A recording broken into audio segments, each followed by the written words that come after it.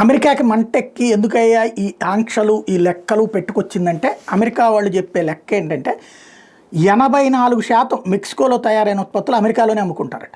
అంటే మెక్సికోలో తయారైన 100లో 84 అమెరికాలోనే అమ్ముకుంటారు, మిగతా 16 మెక్సికో దేశస్తులు వాడుకుంటారు. అది కూడా అలాగే కెనడాలో తయారయ్యే వస్తువుల్లో కెనడియన్స్ 23% వాడుకుంటే మిగిలిన 77% అమెరికాకే పంపించి అమ్ముకుంటారట. వేరే దేశాలే లేవు, వీళ్ళిద్దరూ పూర్తిగా అమెరికా మీదనే డిపెండ్ అవుతున్నారు. అది ఇక్కడ అమెరికాకు వచ్చినటువంటి కోపం.